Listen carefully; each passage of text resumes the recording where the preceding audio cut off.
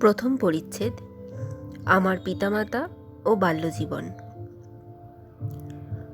ভারতীয় সংস্কৃতির বিশিষ্ট লক্ষণ বহু প্রাচীনকাল থেকেই পরম তত্ত্বের অনুসন্ধান ও তার আনুষঙ্গিক গুরু শিষ্য সম্পর্কের ভিতর দিয়ে তাকে উপলব্ধি করবার চেষ্টা করা। ঈশ্বর লাভের আকাঙ্ক্ষা আমার জীবনে এমন এক ঈশ্বরকটিক ঋষিগুরুকে এনে দিয়েছিলেন, যার অপূর্ব সুন্দর জীবন সকল যুগেরই আদর্শরূপে চিহ্নিত। ভারতের প্রকৃত সম্পদ হচ্ছে তার মুনি ঋষিগণ। আমার গুরুদেব হচ্ছেন তাদেরই মধ্যে একজন শ্রেষ্ঠ মহাপুরুষ। যুগে যুগে এদের আবির্ভাব ভারতবর্ষকে প্রাচীন মিশর ও ব্যাবিলনের মতো ভাগ্য বিপর্যয়ের হাত থেকে রক্ষা করে এসেছে। পূর্বজন্মের কতকগুলি বিচ্ছিন্ন ঘটনার সমাবেশে আমার বাল্যস্মৃতি সমাচ্ছন্ন। বেশ স্পষ্ট মনে পড়ে, কোনো এক অতীত জীবনে আমি হিমালয়ের তুষারময় প্রদেশে এক যোগী রূপেই ছিলাম। অতীতের এইসব ক্ষণ উদ্ভাসিত স্মৃতি কোনো অদৃশ্য যোগসূত্রে আমায় ভবিষ্যৎ জীবনেরও কিঞ্চিৎ আভাস দিয়েছিল। ছোটবেলায় অসহায় অবস্থায় বিড়ম্বনা আমার এখনও স্মরণে আসে।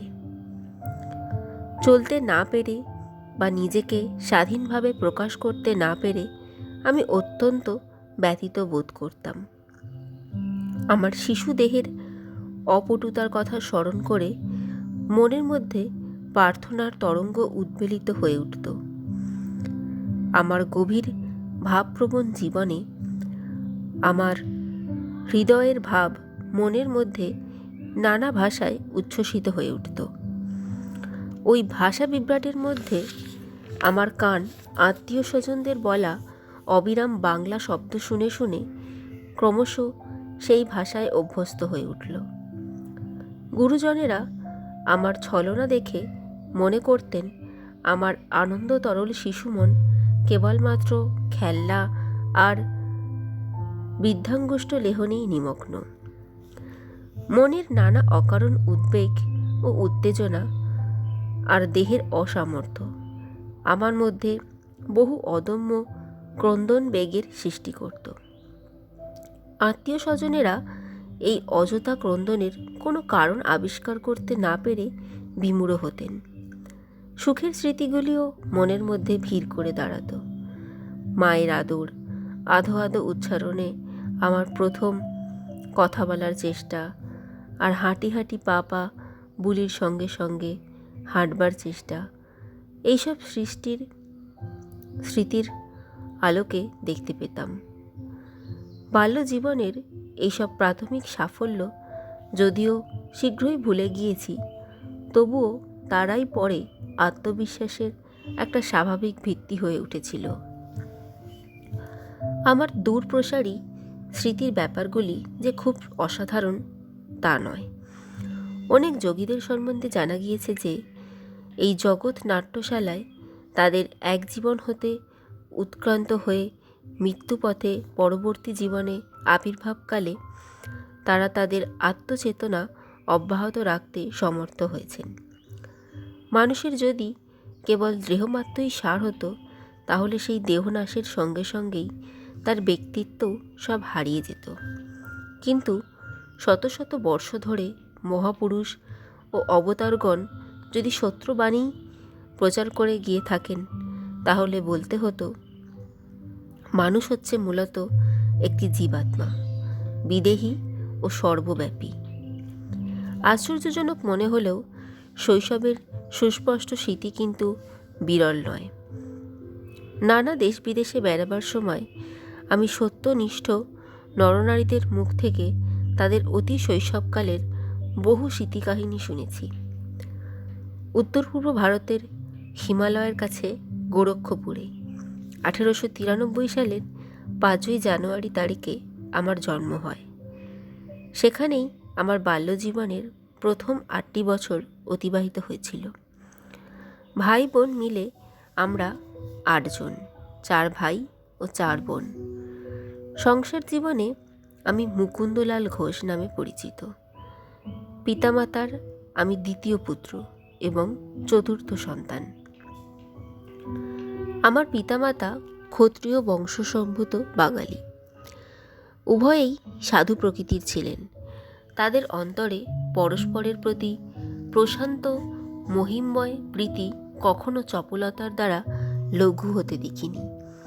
পিতামাতার সুসমঞ্জস্য জীবনই হল আমাদের 8টি তরুণ জীবনের চপল আবর্তনের শান্তিময় কেন্দ্র। পিতা ভগবতী চরণ ঘোষ দয়ালু, গম্ভীর, কিন্তু সময় সময় কঠোর ভাবও অবলম্বন করতেন। তাকে অন্তরে ভালোবাসলেও আমরা শিশুর দল, কিন্তু তার সঙ্গে বেশ একটা সম্মানসূচক দূরত্বই রক্ষা করে চলতাম। তিনি একজন সুবিদিত গণিতজ্ঞ ও যুক্তিবাদী ছিলেন বলে প্রধানত নিজের বুদ্ধিবলেই চালিত হতেন। কিন্তু মা ছিলেন আমাদের অন্তর্লোকের দেবী। তিনি কেবল ভালোবাসার দ্বারাই আমাদের শিক্ষা দিতেন। মায়ের মৃত্যুর পর পিতা তার অন্তরের কোমলতা আরও বেশি করে প্রকাশ করতে লাগলেন। তার চোখে তখন মায়ের স্নেহকোমল আঁখির ছায়ার প্রতিফলন দেখতে পেতাম। মায়ের কাছেই সর্বপ্রথম আমরা শাস্ত্রাদির অম্লমধুর পরিচয় লাভ করি। রামায়ণ আর মহাভারতের কাহিনী ও উদাহরণ থেকে বেছে নিয়ে মা আমাদের ওপর সেই সব শাসন, উপদেশ আর নীতিশিক্ষা সুচতুরভাবে প্রয়োগ করতেন। তার ফলে শিক্ষা আর শাসন দুই পাশাপাশি চলত।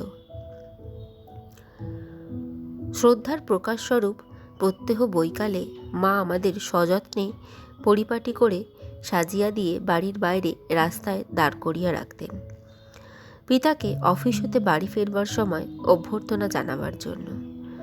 আমার পিতা বেঙ্গল নাগপুর রেলওয়ে নামক তৎকালীন ভারতবর্ষের অন্যতম বৃহৎ কোম্পানির সহসভাপতির সমতুল্য পদে অধিষ্ঠিত ছিলেন।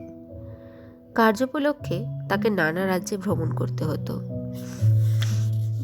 এতে করে আমার শৈশবকালে আমাদের পরিবারবর্গকে বিভিন্ন শহরে বাস করতে হয়েছিল।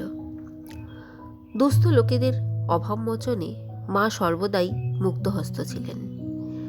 পিতার অন্তঃকরণও দয়ালু ছিল, কিন্তু তার সংসার খরচ, দান ধ্যান প্রভৃতি আয় ব্যয়ের একটা নির্দিষ্ট ধারা বেয়েই চলত। মা একবার দরিদ্র নারায়ণের সেবায় পক্ষকালের মধ্যেই পিতার 1 মাসের আয়ের চেয়েও বেশি খরচ করে ফেলেছিলেন। তাই একদিন তিনি মাকে ডেকে বললেন, দেখো, তোমায় আমি শুধু এই কথাটুকু বলতে চাই যে তোমার দান ধ্যানগুলো যেন একটু যুক্তিসঙ্গত সীমার মধ্যেই থাকে। পিতার এই মৃদু ভৎসনাটুকুও মায়ের অন্তরে প্রবল আঘাত দিয়েছিল।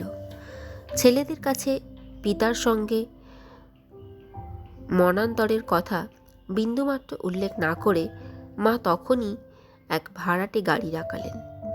তারপরে একেবারে সেই সুপ্রাচীন চরমপত্র, আমি বাপের বাড়ি চললুম। আমরা তো অবাক হয়ে কান্না জুড়ে দিলাম। মাতুল মহাশয়ও অকস্মাৎ সেখানে ঠিক সময় মতো এসে উপস্থিত হলেন, আর স্বামী স্ত্রীর মধ্যে পুনর্মিলন ঘটাবার উদ্দেশ্যে কিঞ্চিৎ সুপ্রাচীন উপদেশও পিতার কর্ণে চুপি চুপি প্রয়োগ করলেন। ফল হলো এই যে পিতার সঙ্গে কতকগুলো আপসসূচক কথাবার্তার পর মা প্রসন্ন চিত্তে গাড়ি ফিরিয়ে দিলেন। যাই হোক, পিতামাতার এই রকম মতান্তরের ঘটনা, যা আমি কেবল একটিবার মাত্র ঘটতে দেখেছিলাম, তার একটা সন্তোষজনক নিষ্পত্তি হলো।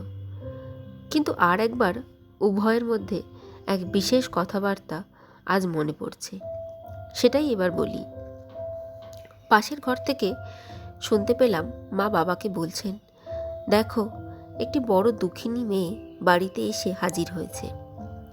বেচারির বড্ডই অভাব, গোটা 10 টাকা দাও তো।